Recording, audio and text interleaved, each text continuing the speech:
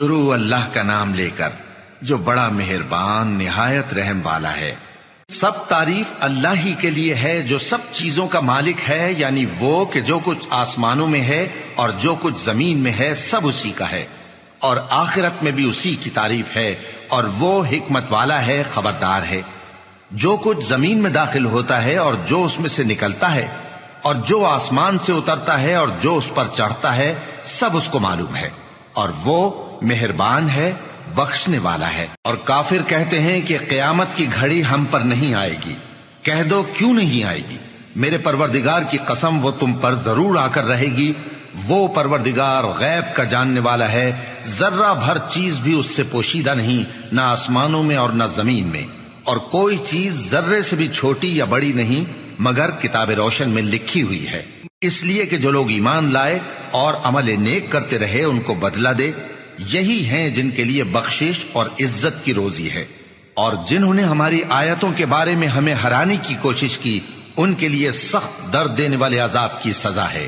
اور جن لوگوں کو علم دیا گیا ہے وہ جانتے ہیں کہ جو قرآن تمہارے پروردگار کی طرف سے تم پر نازل ہوا ہے وہ یقیناً حق ہے، اور اس اللہ کا رستہ بتاتا ہے جو غالب ہے، قابل تعریف ہے۔ اور کافر کہتے ہیں کہ بھلا ہم تمہیں ایسا آدمی بتائیں جو تمہیں خبر دیتا ہے کہ جب تم مر کر بالکل ریزہ ریزہ ہو جاؤ گے تو تم نئے سرے سے پیدا ہوگے؟ یا تو اس نے اللہ پر جھوٹ باندھ لیا ہے یا اسے جنون ہے۔ بات یہ ہے کہ جو لوگ آخرت پر ایمان نہیں رکھتے وہ آفت اور پرلے درجے کی گمراہی میں پڑے ہیں۔ کیا انہوں نے اس کو نہیں دیکھا جو ان کے آگے اور پیچھے ہے، یعنی آسمان اور زمین؟ اگر ہم چاہیں تو ان کو زمین میں دھسا دیں یا ان پر آسمان کے ٹکڑے گرا دیں، اس میں ہر بندے کے لیے جو رجوع کرنے والا ہے ایک نشانی ہے۔ اور ہم نے داؤد کو اپنی طرف سے برتری بخشی تھی اور کہا تھا اے پہاڑوں ان کے ساتھ تسبیح کرو، اور پرندوں کو ان کا مسخر کر دیا، اور ان کے لیے ہم نے لوہے کو نرم کر دیا کہ کشادہ زرہیں بناؤ اور کڑیوں کو اندازے سے جوڑو، اور نیک عمل کرو، جو عمل تم کرتے ہو میں ان کو دیکھنے والا ہوں۔ اور ہوا کو ہم نے سلیمان کے تابع کر دیا تھا، اس کی صبح کی منزل 1 مہینے کی راہ ہوتی اور شام کی منزل بھی مہینے بھر کی ہوتی۔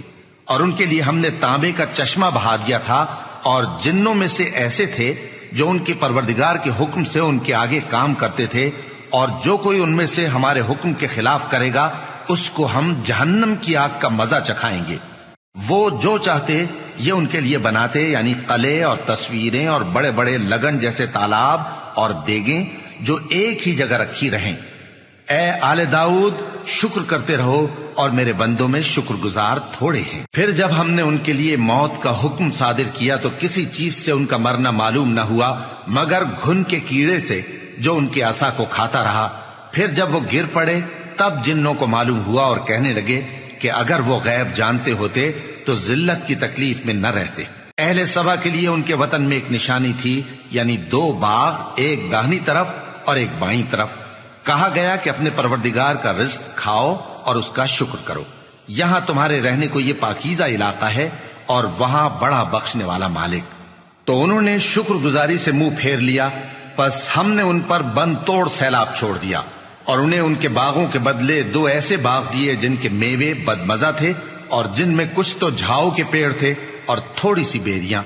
یہ ہم نے ان کو ناشکری کی سزا دی، اور ہم سزا ناشکرے ہی کو دیا کرتے ہیں۔ اور ہم نے ان کے اور ملک شام کی ان بستیوں کے درمیان جن میں ہم نے برکت دی تھی ایک دوسرے کے متصل دیہات بنائے تھے جو سامنے نظر آتے تھے، اور ان میں آمد و رفت کا اندازہ مقرر کر دیا تھا کہ رات دن بے خوف و خطر چلتے رہو۔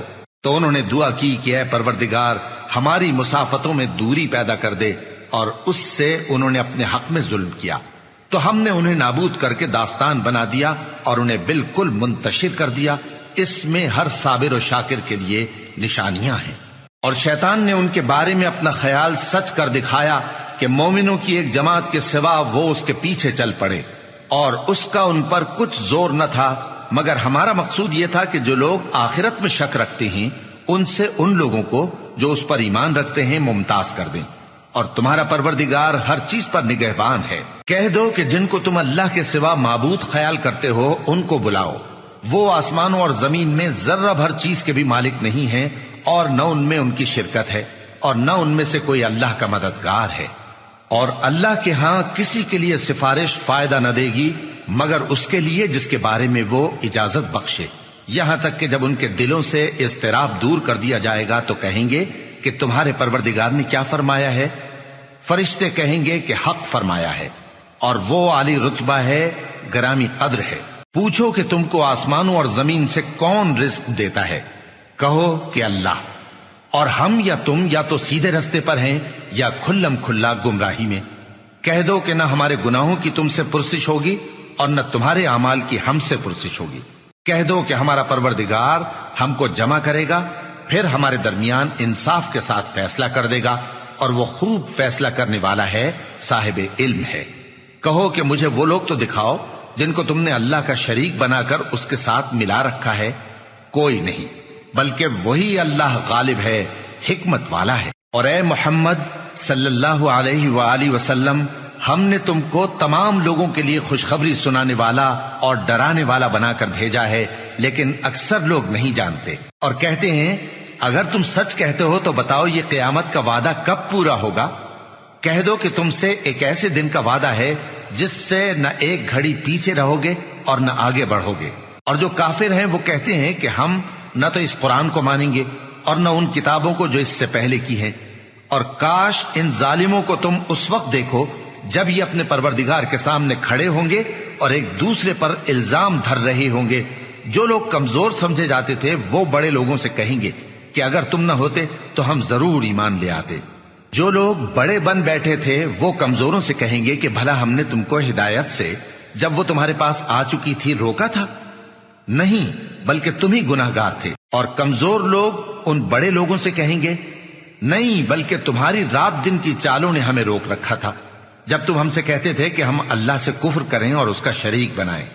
اور جب وہ عذاب کو دیکھیں گے تو دل میں پشیمان ہوں گے اور ہم کافروں کی گردنوں میں طوق ڈال دیں گے۔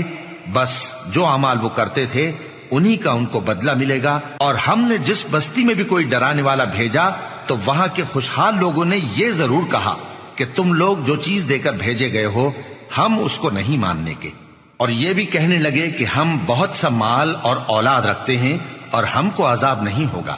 کہہ دو کہ میرا رب جس کے لیے چاہتا ہے روزی فراخ کر دیتا ہے اور جس کے لیے چاہتا ہے تنگ کر دیتا ہے، لیکن اکثر لوگ نہیں جانتے۔ اور تمہارے مال اور اولاد ایسی چیز نہیں کہ تم کو ہم سے قریب کر دیں۔ ہاں، ہمارا مقرب وہ ہے جو ایمان لایا اور عمل نیک کرتا رہا۔ ایسے ہی لوگوں کو ان کے اعمال کے سبب دگنا بدلہ ملے گا اور وہ امن و چین سے بلند و بالا عمارتوں میں رہیں گے۔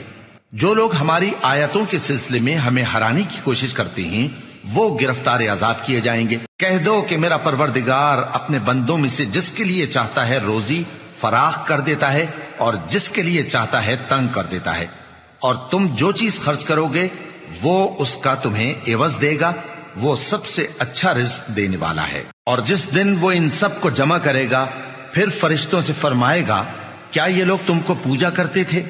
وہ کہیں گے تو پاک ہے، تو ہی ہمارا دوست ہے، نہ کہ یہ، بلکہ یہ جنات کو پوجا کرتے تھے اور اکثر انہی کو مانتے تھے۔ تو آج تم میں سے کوئی کسی کو نفع اور نقصان پہنچانے کا اختیار نہیں رکھتا، اور ہم ظالموں سے کہیں گے کہ اب دوزخ کے عذاب کا جس کو تم جھوٹ سمجھتے تھے مزہ چکھو۔ اور جب ان کو ہماری روشن آیتیں پڑھ کر سنائی جاتی ہیں تو کہتے ہیں یہ ایک ایسا شخص ہے جو چاہتا ہے کہ جن چیزوں کی تمہارے باپ دادا پرستش کیا کرتے تھے ان سے تم کو روک دے۔ اور یہ بھی کہتے ہیں کہ یہ قرآن محض جھوٹ ہے جو اپنی طرف سے بنا لیا گیا ہے، اور کافروں کے پاس جب حق آیا تو اس کے بارے میں کہنے لگے کہ یہ تو کھلا جادو ہے۔ اور ہم نے نہ تو ان مشرکوں کو کتابیں دیں جن کو یہ پڑھتے ہوں، اور اے نبی صلی اللہ علیہ وآلہ وسلم نہ تم سے پہلے ان کی طرف کوئی ڈرانے والا بھیجا، اور جو لوگ ان سے پہلے تھے انہوں نے تکذیب کی تھی، اور جو کچھ ہم نے ان کو دیا تھا یہ اس کے 10ویں حصے کو بھی نہیں پہنچے۔ پھر انہوں نے میرے پیغمبروں کو جھٹلایا، سو میرا عذاب کیسا ہوا۔ کہہ دو کہ میں تمہیں صرف ایک بات کی نصیحت کرتا ہوں کہ تم اللہ کے لیے دو دو اور اکیلے اکیلے کھڑے ہو جاؤ، پھر غور کرو تمہارے رفیق یعنی اس نبی صلی اللہ علیہ وآلہ وسلم کو کسی طرح کا جنون نہیں، یہ تو تم کو سخت عذاب کے آنے سے پہلے ڈرانے والے ہیں۔